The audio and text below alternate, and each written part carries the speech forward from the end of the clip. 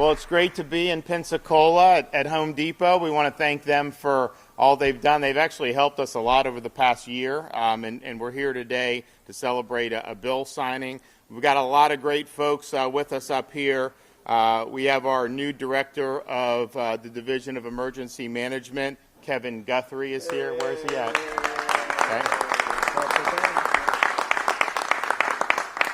We have our Chief Financial Officer, Jimmy Petronis, with us. We have the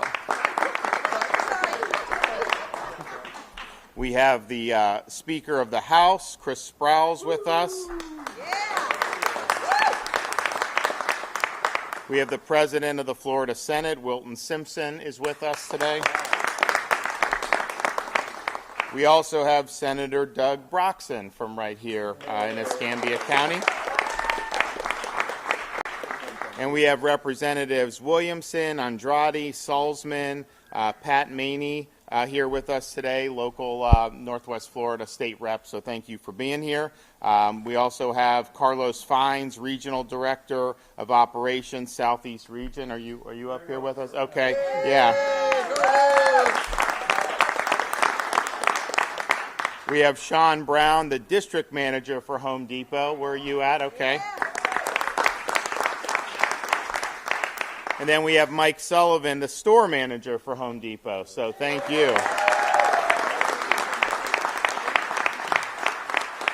So thanks again to Home Depot. Last year, about this time, when we were actually also doing an announcement for hurricane preparedness, Home Depot announced that they would do COVID testing in their parking lots. And so this was a time a lot of people obviously were looking to get tested then, and we made it convenient for a lot of folks. So they were doing hundreds of people today at a lot of their stores, and they've always been willing to help us through the last year, and then obviously with storms.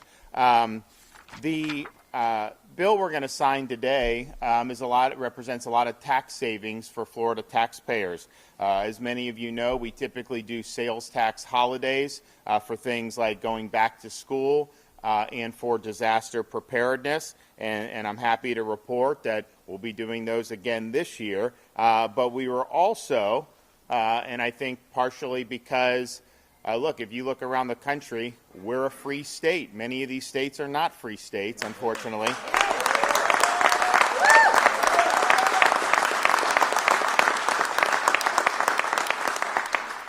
So the legislature believed, and they really deserve credit for this idea, that to celebrate both our economic and recreational freedom that we enjoy here in the Sunshine State, this tax package will include the first ever Freedom Week, which will be a 7-day sales tax holiday on outdoor recreational purchases, as well as tickets for events, museums, the arts, and more.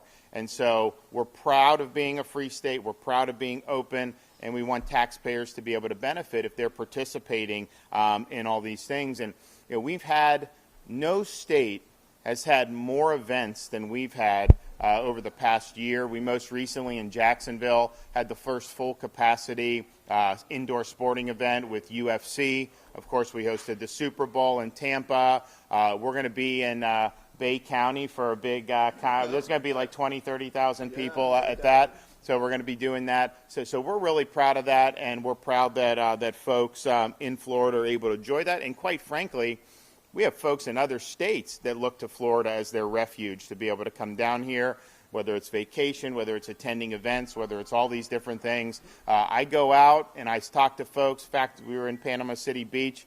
All these people, hanging out. They're a lot of them other states, and they're really thanking us that they have Florida to be able to come to escape some of these repressive policies. And it's interesting. Some of these governors lock down their people, and then they come to Florida themselves to be able to enjoy. I mean, so this Freedom Week is scheduled during the week of July 4th. It will exempt sales tax on the following eligible purchases.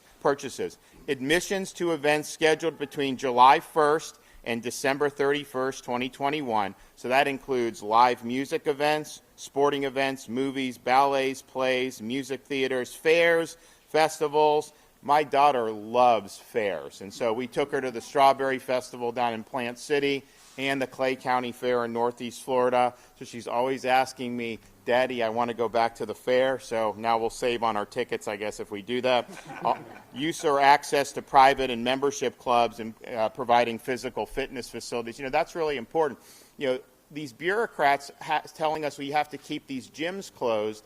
That's that you should not be doing that. You want people to be able to be physically fit and be able to have access to this, and so we're proud that we've done that. It also, no tax on entry to state park, museum, including annual passes. So if you buy the annual pass, no tax, as well as season tickets for things like music events, plays, ballets. And then my favorite is no tax on retail sale of specified boating and water activity supplies, camping supplies, fishing supplies, general outdoor supplies, and sports equipment. In the sports, any individual or team sport. So if you need batting gloves, if you need golf balls, if you need any of that, week of July 4th, you're going to pay no tax up to a certain amount. So I think this was really smart. I think it was really good, and I'm happy that we're able to do this. Of course, the back-to-school sales tax holiday will run for 10 days, spanning July 31st until August 9th for certain clothing, school supplies, and the first $1,000 of personal computers and related accessories. The 10-day disaster preparedness tax holiday will run from May 28th through June 6th.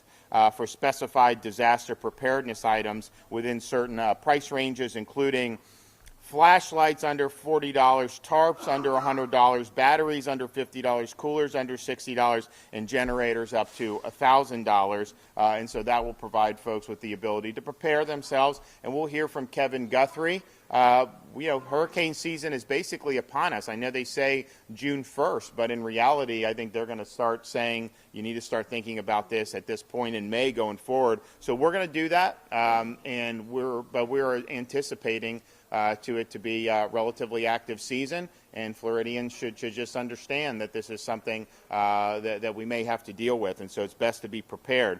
In addition to those tax holidays, the bill institutes Florida's first permanent sales tax exemption for independent living items for our seniors. So during the pandemic, we put our seniors first, and we're proud of the work we did to protect the most vulnerable. I talk to people in other states. They say, my parents were able to get vaccine in Florida, and it wasn't even available to a lot of the seniors in some of these other states for months going on. So we're proud of what we've done. We're also proud.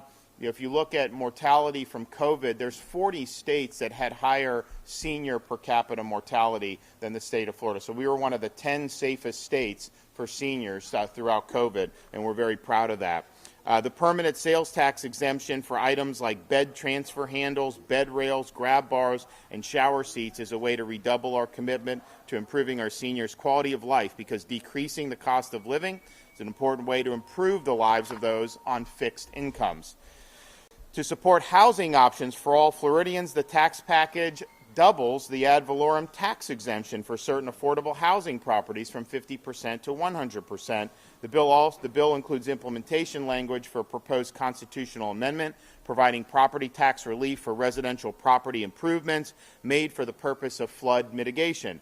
This general property tax relief is subject to approval by the voters on the 2022 general election ballot.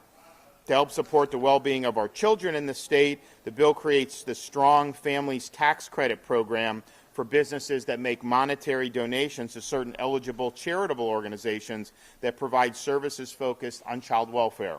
The newly created internship tax credit provides tax relief for Florida businesses that employ and retain student interns, encouraging companies to hire young Floridians attending college in our state. The bill also provides a one-time increase in funding of $17.5 million for the Brownfields Tax Credit Program to fund a backlog of approved credits. This program, administered through DEP, incentivizes businesses to clean up and redevelop hazardous sites to protect our environment and to protect our economy. So I'm proud of the work that the legislature has done on this. We're going to have some folks come up and say a few things, and then I will get to signing the bill. So first, we're going to hear from Kevin Guthrie, First, we're going to hear from Speaker Sprowls and Senator Simpson. So, Chris.